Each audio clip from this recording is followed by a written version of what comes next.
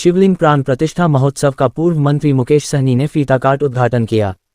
समस्तीपुर जिले के बिथान कोराही में बाबा कमलेश्वर धाम स्थित शिव मंदिर में शिवलिंग की प्राण प्रतिष्ठा महोत्सव का आयोजन किया गया। कार्यक्रम से पूर्व पंडितों के द्वारा वैदिक मंत्रोच्चारण के साथ शिवलिंग में प्राण प्रतिष्ठा दिया गया। उक्त समारोह का उद्घाटन वीआईपी के राष्ट्रीय अध्यक्ष व पूर्व मंत्री मुकेश सहनी ने फीता काट किया। तत्पश्चात बाबा कमलेश्वर धाम में प्रवेश किया गया। वहीं मंदिर के पुजारी द्वारा विधिवत पूजा अर्चना बाद श्रद्धालुओं ने शिवलिंग पर जलाभिषेक किया। अवसर पर बिथान वीआईपी प्रखंड अध्यक्ष सत्यनारायण मुखिया की अध्यक्षता में एक सभा का आयोजन किया गया। मंच संचालन वीआईपी प्रखंड अध्यक्ष हसनपुर बलवीर मुखिया ने किया। वहीं मंदिर कमेटी के सदस्यों द्वारा पुष्पगुच्छ व पागंद वस्त्र भेंट कर आगत अतिथियों का स्वागत किया गया। अवसर पर आयोजित सभा को वीआईपी के राष्ट्रीय अध्यक्ष व पूर्व मंत्री मुकेश सहनी ने संबोधित किया। उन्होंने महोत्सव में उपस्थित लोगों को संबोधित करते हुए कहा कि आज आगे बढ़ने के लिए जरूरी है कि अपने बच्चों को पढ़ाया जाए और अपने अधिकारों के प्रति जागरूक रहे। उन्होंने कहा कि आज आधुनिकता की अंधी दौड़ में लोग अध्यात्म से दूर हो रहे हैं। इसका सबसे बड़ा कारण है कि लोग जाति और धर्म के बीच ऐसे जकड़ गए हैं कि लोग स्वार्थी हो गए हैं और जब इंसान स्वार्थी होगा तो पाप भी बढ़ेगा। उन्होंने लोगों से अपील करते हुए कहा कि एक रोटी कम खाइए लेकिन बच्चों को जरूर पढ़ाइए। उन्होंने कहा कि बच्चे अगर पढ़ेंगे तो समाज और राज्य आगे बढ़ेगा। मुकेश सहनी ने कहा कि जब लोग शिक्षित होंगे तो अपने अधिकारों को भी आसानी से समझ सकेंगे। उन्होंने कहा कि लोकतंत्र में जनता मालिक है। उन्होंने लोगों से अच्छे लोगों को जनप्रतिनिधि बनाने का आह्वान किया।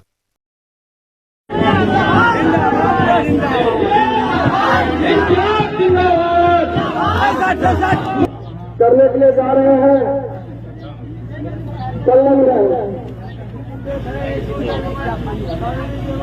फीता काटने के लिए वहां 4 कैंची की व्यवस्था की गई है।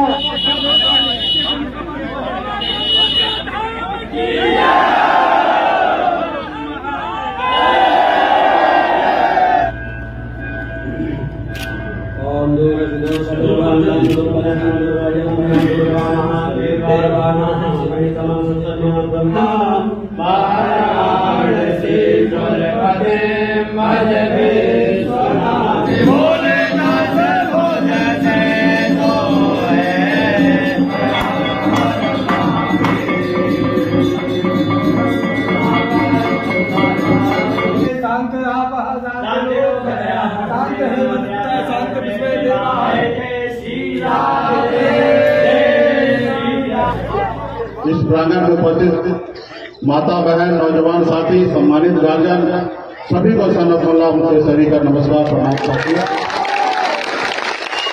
आज हम लोग भोला बाबा के दरबार में उपस्थित हुए हैं और यहाँ पे शिवलिंग का स्थापना हुआ है और हम लोग हिंदू धर्म में सनातन धर्म में जन्म लिए हैं और जब जन्म लेने के बाद जैसे होश संभाले हमारे पूर्वज ने कहा कि आप हिंदू धर्म में जन्म लिए, सनातन परिवार में जन्म लिए और हम लोग हमेशा श्रद्धा से हर देवी देवता को मानते हैं। पहले तो शुभकामना देता हूं और मन से लोग कहते हैं ना कि हर कण कण में शंकर है, तो शंकर को हर मन में बैठाइए, देवी देवता को हर मन में बैठाइए और अपने बच्चे का, अपने परिवार के भविष्य के लिए आज हम भगवान को क्यों मानते हैं? हम जल चढ़ाते हैं। हमारे घर में कोई भी समस्या होता है तो भगवान के पास हम जाते हैं, वहां से हमें ऊर्जा मिलता है, शक्ति मिलता है और हम अपने जाके समस्या बताते हैं कि हे भोला बाबा, हे प्रभु, ये हमारे पास विपद है, इसको दूर कर दिया। तो हम जितना श्रद्धा से मन से भोला बाबा को प्रार्थना करते हैं कि हमारा भविष्य अच्छा हो, हमारा बच्चा आगे बढ़े, उसी मन से, उसी सोच से आपको आगे बढ़ना है। आज का समय जो है थोड़ा बदल चुका है। आज इस संसार में लोग मतलबी हो गए हैं। एक समय था कि भगवान को लोग अच्छे से मानते थे, उनके बताए हुए रास्ते पे चलते थे, लेकिन लोग मतलबी हो गए।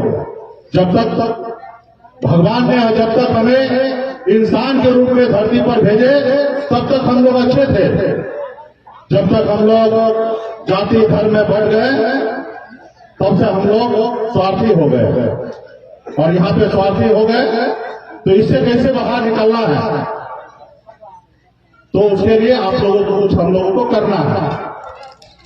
इस संसार में अगर सर उठा के जीना है, सर उठा के चलना है, तो दो काम करना है। एक तो सबसे पहले अपने बच्चे को पढ़ाइए लिखाइए, उसको काबिल बनाइए। जब तक आपके बच्चे पढ़ेंगे लिखेंगे नहीं तब तक वो काबिल नहीं होंगे, और जब वो काबिल होंगे पढ़ लिख लेंगे तो 2 रुपये अच्छा कमाएंगे, अच्छा नौकरी मिलेगा। और जब तक पढ़ेंगे लिखेंगे नहीं तो उसको नौकरी भी नहीं मिलेगा, चपरासी का भी नौकरी नहीं मिलेगा। इसलिए बच्चे को पढ़ाइएगा लिखाइएगा तो काबिल होंगे, पढ़ेंगे, नौकरी करेंगे या अपने कारोबार को करेंगे। और जब कारोबार करेंगे तो 2 रुपया होगा, जब रुपया होगा तो अच्छे घर में खाना खाएंगे, अच्छे कपड़ा पहनेंगे, अच्छा घर बनाएंगे। आज आप लोग गरीबी को नजदीक से देख रहे हैं, मैं खुद एक गरीबी को नजदीक से देखा। पिताजी मछली मारते थे, दादाजी मछली मारते थे, ऐसे घर में मेरा जन्म हुआ। 900 रुपये महीने पे मैं नौकरी मुंबई में करता था, और वहां से आकर मैं यहाँ पर आप लोगों के हक अधिकार के लिए मैं काम कर रहा हूँ। तो गरीबी क्या है मुझे पता है, क्योंकि मैं भी एक गरीब परिवार से हूँ और मुझे पता है कि गरीबी क्या है। तो गरीबी से निकलने के लिए बच्चे को पढ़ाइए लिखाइए, काबिल बनाइए, और जब पैसा कमाएंगे तो आगे बढ़ेंगे, घर होगा, गाड़ी होगा, बेहतर जिंदगी जिएंगे। और जब तक पैसा नहीं होगा तो कुछ नहीं हो पाएगा। इसलिए काफी माता बहन यहाँ पर उपस्थित है, एक रोटी कम खाइए लेकिन बच्चे को पढ़ाइए। दूसरा अपने अधिकार के लिए जागरूक होइए। इस संसार में जब हम इंसान थे तो एक दूसरे को मदद करते थे, और जब हम जाति धर्म में बढ़ गए तब हम मतलबी हो गए, और फिर मतलबी हो गए तो लोगों के बीच में मन में विचार आ गया, सोच आ गया कि हम राजा बनेंगे। तो भैया आप राजा बनो, हमारा शुभकामना है कि आप राजा बनो, लेकिन आपके मन में ये क्यों है कि ये व्यक्ति गुलाम हमारा रहे। आप राजा बनो, लेकिन कुछ लोगों को आप गुलाम बना कर रखना चाहते हो। इस आजाद भारत में आप उनका अधिकार नहीं देना चाहते हो, उनको कुछ नहीं समझना चाहते हो, तो आपके पास बहुत बड़ा ताकत है। बाबा साहब अम्बेडकर ने आपके पास वो ताकत दिए हैं, वो शक्ति दिए हैं कि आपके पास वो ताकत है कि एक देश के प्रधानमंत्री को आप चुनते हैं। वो आप कैसे चुनते हैं? आपके वोट से चुना जाता है देश के प्रधानमंत्री। राज्य के मुख्यमंत्री आपके वोट से चुना जाता है। एक विधायक, सांसद या एक मुखिया हो या एक वार्ड हो, वो आपके वोट से चुना जाता है। लेकिन क्या हो रहा है, आपका वोट और आपके वोट से वो प्रधानमंत्री बनते हैं या मुख्यमंत्री बनते हैं या विधायक बनते हैं या सांसद बनते हैं, और क्या होता है, चुनाव जीतने के बाद वो आपका मालिक बन जाते हैं। आपको उनके पीछे पीछे भागना पड़ता है। ये आज का समय है। तो इस समय में फिर आपको क्या करना है? आपको अपने लोगों को आगे बढ़ाना है। जब आपके पास वोट का ताकत है तो फिर अपने लोगों को आपको बढ़ाएंगे, और फिर जब अपने लोगों को बढ़ाएंगे तो आपका काम होगा और आपका हर समस्या का हल होगा। आपकी देश में उदाहरण देख लीजिए, आदरणीय श्री लालू प्रसाद यादव जी आज मजबूत हुए, उनके लोग उनके साथ दिए। बिहार में 15 साल मुख्यमंत्री रहे और उन्होंने जितना हो सकता उतना काम किए, खास करके गरीब समाज के लिए। उत्तर प्रदेश में मुलायम सिंह यादव जी, बहन मायावती जी या नीतीश कुमार जी, तमाम ऐसे लोग जो गरीब है, पिछड़े समाज से आए हैं, वो हमेशा गरीब के हक अधिकार के लिए संघर्ष किए और लड़ाई लड़े हैं। ऐसे लोगों को जो वर्षों से आपके पूर्वज को और आपको गुलाम बना के रखा था, अपने पैरों तले दाब के रखा था, वो नहीं चाहेगा कि गरीब का बेटा आगे बढ़े, वो अपने पैर पे खड़ा हो जाए और ये समाज में से भी कोई बड़ा नेता बन जाए। हमेशा उनको परेशान करने के लिए लगा रहेगा। गीता जब का उदाहरण मेरे ऊपर देख लीजिए। मैंने एक गरीबी से लड़कर 900 महीने पे नौकरी करके पैसा कमाया। मैं बिहार में जब आया तो मैंने देखा कि लोग चांद पे घर बनाने के लिए सोच रहे हैं, लेकिन हमारे लोगों के लिए इस धरती पे रहने के लिए घर नहीं है। और तब हमने निर्णय लिया कि मुंबई के ऐशो आराम जिंदगी को छोड़कर और मैं बिहार में अपने लोगों के हक अधिकार के लिए मैं लड़ाई लड़ूंगा। और मैं लड़ाई लड़ने के लिए आया तो तमाम पूरे बिहार के निषाद ने हमें साथ दिया, सहयोग किया और हमें अपना नेता माना। और फिर हम लड़ाई लड़कर 2020 में कामयाबी पाया और बिहार में हमने मंत्री बना और आपके सहयोग से बिहार में हमने सरकार बनाया। पहली बार 75 साल के बाद पहली बार बिहार में एक इतिहास बदला, एक निषाद मोल्ला का बेटा ने बिहार के मुख्यमंत्री बनाया। आज आपके समर्थन से 2020 में मुख्यमंत्री बने और उस मुख्यमंत्री बनने के बाद हम भी उस विभाग में उस सरकार में मंत्री बने और अपने दम पे बने और आप सबके सहयोग से बने थे। उन्होंने हमारे पर कोई मेहरबानी नहीं की है, आपके सहयोग से बने। लेकिन आपके दुश्मन कितना मजबूत है, चालाक है, आपका विधायक को खरीद लिया, उस सरकार से बाहर कर दिया जो सरकार आपने बनाया था। आपके पास भी गलत बहुत सारे ऑफर आया कि आप इनको छोड़कर हमारे साथ आ जाइए, आप डिप्टी सीएम बन जाइए, आपके सब विधायक को मंत्री बना देते हैं। लेकिन हमने एक लव के वंशज हैं, हम जुब्बा सैनिक जी के वंशज हैं। हम ईमानदारी के रास्ते पे चलना चाहे और अपने लोगों के हक अधिकार के लिए लड़ाई लड़ने लगे तो लोगों को लगा कि मुकेश सहनी बहुत तेजी से आगे बढ़ रहा है, इसको रोको। नहीं रोकोगे तो कल शायद हो सकता है बिहार में मुख्यमंत्री बन जाए। अपने हिसाब से चलेंगे क्योंकि इसका समाज इनके साथ जुड़ने लगा है, इसको रोको। अगर नहीं रोकोगे तो इसका समाज आगे बढ़ जाएगा। तो एक षड्यंत्र के तहत उन्होंने आपका विधायक को खरीद लिया। जिस तरीके से क्लब के अंगूठा ले लिया गया था उसी तरीके से षड्यंत्र के तहत आपके विधायक ले लिए और आज फिर से आप रोड पे आ गए, फिर से आप संघर्ष करने लगे। आज हमारे पास मौका था कि अपने समाज के लिए, गरीब लोगों के, पिछड़ा समाज के लिए, दलित के लिए आज हक अधिकार के लिए संघर्ष करते, लड़ाई लड़ते। आज बिहार में हर साल 2.25 लाख करोड़ का बजट बनता, खजाना है, उस खजाना में से निकालकर ये कोशिश ऐसे क्षेत्र में लोगों के विकास के लिए खर्च करते।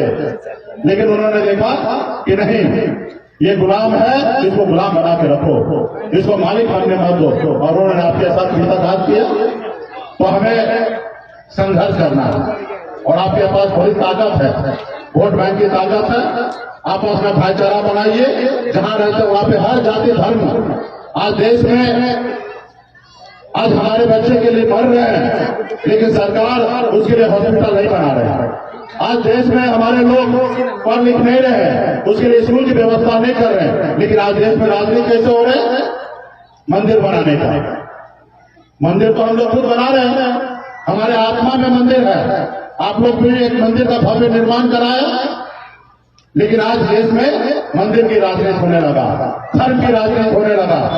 धर्म की राजनीति, मंदिर की राजनीति गांव समाज में पंडित जी करे समझ में आता है, लेकिन देश का प्रधानमंत्री करे, देश के मुखिया करे, राज्य का मुखिया करे, ये समझ में नहीं आता है। आज हम सरकार भी बनाते हैं कि सरकार बनाए, हमारे लिए रोड, सड़क, बिजली का व्यवस्था करे, हमारे बच्चे के लिए पढ़ने के लिए स्कूल की व्यवस्था करे, हमारे बच्चे इलाज के लिए उसके हॉस्पिटल की व्यवस्था करें।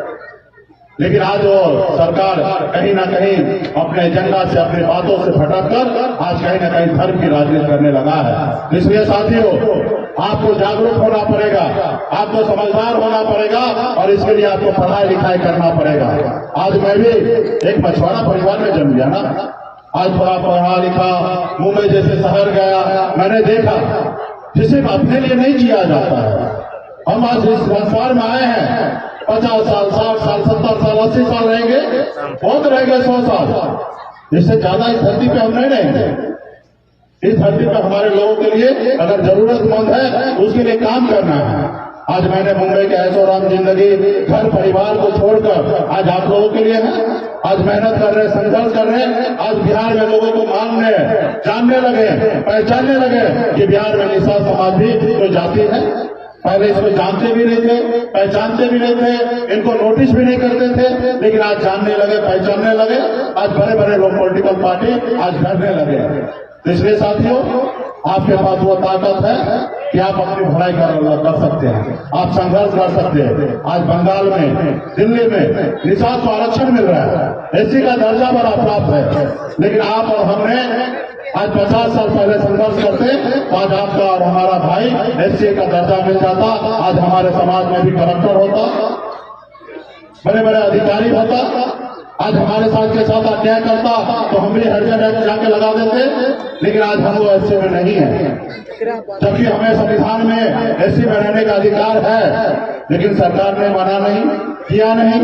तो आज हम लोग को संघर्ष करना है और लड़ाई लड़ना है, और जब लड़ाई लड़ेंगे तो जरूर पूरा होगा।